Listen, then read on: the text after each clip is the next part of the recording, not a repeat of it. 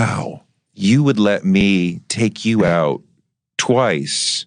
Well, this is ideal. Right, and not say, just so you know. If we met out and about, I'm more likely to hold off longer. What's going on, ladies and gentlemen? Welcome back to the channel. I am your host, Dutch the Creator, and I appreciate you guys clicking on the video today. If you're just finding my channel for the very first time, please make sure that you hit that like button. You ain't gotta hit subscribe, just hit that like button so the video can share amongst the YouTube community. I want to ask you guys a question today, and it's a serious question. You guys see that flag in the back of me? A lot of people make fun of me having my flag in the back, and they think I'm a Trump supporter. They think I'm a Republican because of the black non-Democrat. And I always explain to them, I'm not a Republican and I'm not a Trump supporter. I do like Trump on some things. I think a lot of people do. They're just scared to say it. But for the most part, I try to, warn my people, black people, the black community, however you want to call it. Trying to warn them about the Democratic Party and liberalism, and how liberalism just has no structure, and it allows human beings to just run rampant and do what they feel like doing. Sometimes people, you have to have a structure in society to make the society move properly. And I'm not saying that, get rid of degenerate behavior completely. That's not ever going to happen. But at the end of the day, you got to understand that we live in a country where right now we debate what is a man and what is a woman. And in other countries, they laugh at us. In other countries, they look at us like idiots for even uttering these words, right? And not just that, we take man sexual assault so lightly, And when I say man sexual assault, I mean when a little boy is getting molested, or when a grown man screams R word, and people look at him like he's funny. They think he's what? Boy, sit down. That's what they say. But it's another way that a man can get R worded, and that is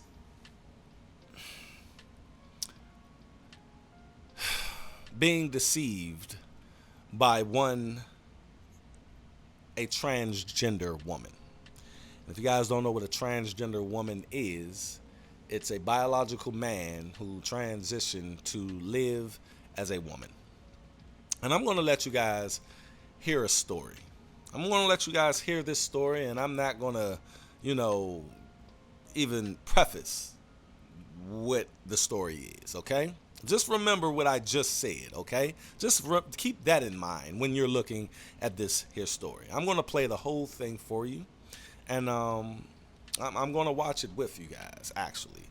So look at this, and I want your honest opinions about what you feel is really going on in this clip. And I really want your honest opinion, all right? And don't sugarcoat it. Tell me what you really think, all right? Don't think something I'm going to say. Don't let me steer your opinion. Let's go right now. We tell you now about a 2021 murder in Prince George's County, Maryland, that really put the spotlight on the LGBTQ community. Today, the man convicted of killing a transgender woman was sentenced to nearly 50 years in prison. 20-year-old Taya Ashton was shot and killed in her Suitland apartment. And advocates in the transgender community say that this really speaks to a much bigger problem. We're talking about acceptance. DC News Now's reporter Yamri Sase has the story.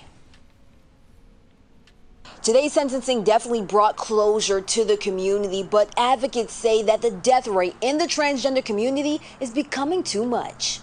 it's very upsetting to me and definitely the community. 20-year-old Taya Ashton, a transgender woman, is described as a loving, fun person. And 27-year-old De'Allen Price, who was her intimate partner, pled guilty to fatally shooting her inside her Suitland apartment back in 2021. Over 375 transgender people were murdered. It was one of the deadliest years since they started recording the deaths of this community. The Prince George's County State's Attorney's Office announced on Wednesday he was sentenced to 48 years. I wish it was light to the death penalty, but yeah, that is great. I mean, 48 is a lot of years. During sentencing, he finally answered the big question, why he did it. That evening was when he first learned that Taya was not born a female, and that in response to that, he reacted and shot her. Karen Kendra Holmes, a trans community advocate, says there's a bigger problem, acceptance and safety. It is scary. I mean, for any trans person, they want to be loved, they want to be accepted for who they are, but, it just isn't happening. Holmes works with many coalitions across Prince George's County to offer the trans community the support and safe space they need. Help them with resume building, role playing across the table with them on job interviews, and also Dress for Success. So it's a lot that we're trying to do, and Prince George's County's taken a real strong head on that. Holmes says Ashton's death is one of many across the country, and she wants to put an end to that. I'm trying to infect as many people out there to just do the same thing, helping somebody else out there, because once you do, that's just going to inspire and help somebody that really needs your help. Reporting in Prince George's County, I'm Marissa Say, DC News Now. All right, folks, I hope that you were voicing your opinions down in the comments section, as I want to read you guys' comments. I want to hear what you was thinking throughout this whole clip. A couple of things came across my mind when I was listening to what these people had to say in this incident that actually happened in a neighborhood where I grew up, Suitland, Maryland. And the number one thing I was hearing in this was acceptance, right? I can accept you being who you want to be. That's what this country is all about. Accepting who you are, okay? If you want to wear a dress, my brother, feel free to wear that dress, and I will respect you all day long. If you want to change your name to Barbara from Bob, I will call you Barbara, okay? But it's certain things that I won't do. I won't call you a woman if you're a man. I won't say ma'am, and I won't say her, she. I'm not going to play those games. But however you want to live your life, you can live your life. I am going to refer to you as your biological self, not only because that is your biological self, but as a woman, they go through so much, and I think they earn that title woman based upon their biological self and what that entails internally, innately, you see? So I'll be literally taking away from the real thing, giving it to the thing that want to be that, okay? But I can accept you. But what I don't have to do is accept who you are intimately, being intimate with you. And this lady made it seem like we need to just, as heterosexual men, start to accept transgender women and go out with them, have them as our significant other, as if this was a woman. I'm sorry. I am going to be considered gay by myself. I am going to be considered gay by my brothers, my peers, my family, my friends. The world is going to, I will be gay. It's not a consideration. It will be a fact. So at the end of the day, you cannot say accept being what I'm not. But you want us to accept being what you're not. What you're not.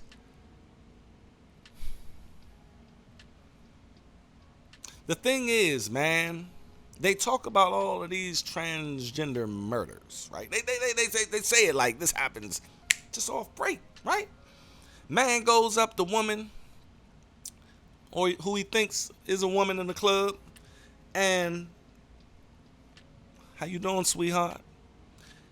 And immediately that transgender woman says, hey, just let you know, I was born a male, okay? I'm transitioned though. I'm a trans woman.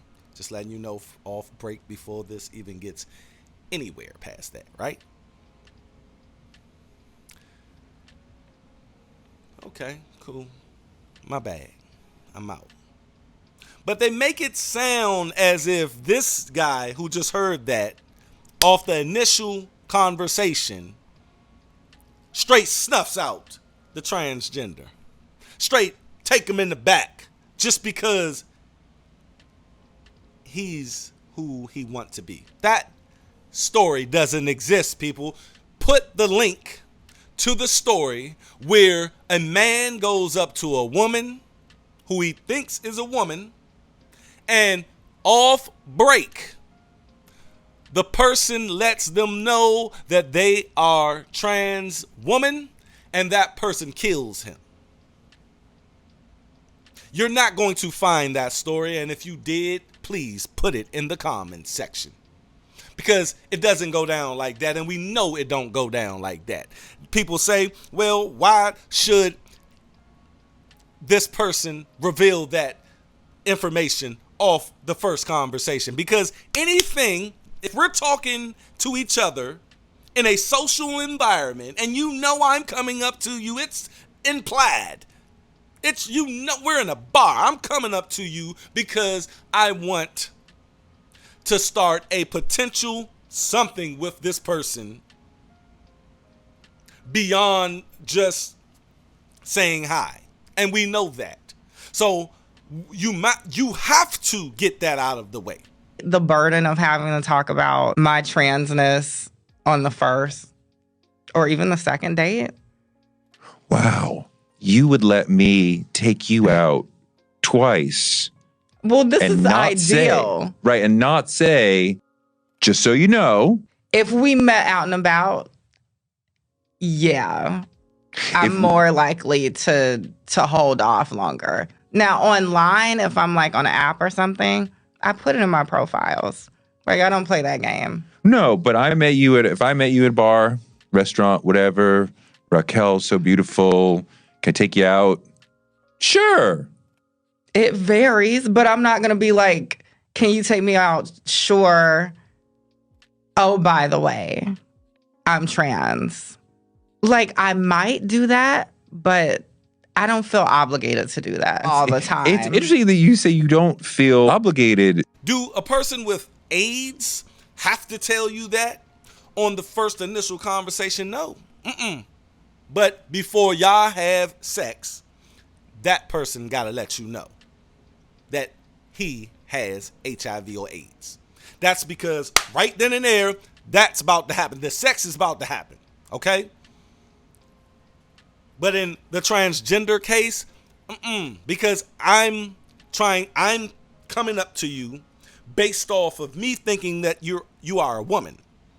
Because I don't go up to men talking to men like this in the bar, period. I don't do that. That's what I don't do. I wouldn't do it off break. So if I know you are a man off break, you would save me the time and trouble from coming up to you, talking to you in a way where, you know, I'm trying to get to know you on an intimate level. Do you guys understand where I'm coming from? If you were my trainer, right? And you were a transgender person, do you have to tell me when I meet you? No, you don't.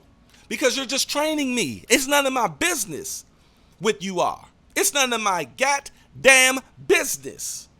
But say we're training, right? And this dynamic, relationship dynamic, just take a left turn real quick.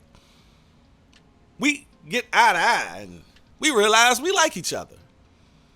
And I say, hey, you mind if I take you out tonight for some drinks? Should that transgender now tell me that they are trans? Yes, right then and there. Okay? How about this story? This man was intimate with this person. This man had a whole relationship with this person. They talk about acceptance. This is about acceptance. No, it's about deceit. And let me tell you something. If I have sex with a trans woman, aka biological male who thinks and presents himself as a woman, if I have sex with that, say, post-op person, and I didn't know, and say I didn't know, the person deceived me, the person didn't tell me that they were born a man, and I had sex with that man, that, my friends, is rape. That is rape. And what do you guys say when a woman gets raped? You guys say that's the most horrible thing you can do to a woman. Because physically, it hurts. But that pain goes away. It's the psychological effect that that rape victim has for the rest of her life. And you call that man evil. You call that man scum. You call that man what he is, a rapist. And if she was to take a knife and stab that man in the neck, she'll be heroic. She'll be a survivor. Am I saying what that guy did was right or wrong? Nope. What I'm saying is society says it's right for this woman to defend herself after she get raped.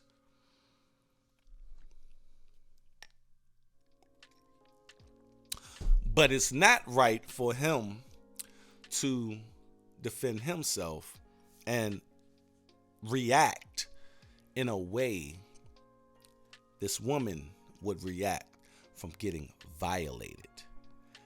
That man took that woman's vagina forcefully without her consent. That transgender woman took that man's penis forcefully without his consent to have sex with another man. That's all I'm going to say. Y'all, appreciate y'all coming to the video today. If you're finding me for the first time, like I said, please make sure that you hit that like button. And if you enjoyed the content, please hit that subscribe button. Y'all, stay unplugged from false narratives. And please share this video. It's very important. All right? Catch y'all on the next one. Peace. Be safe.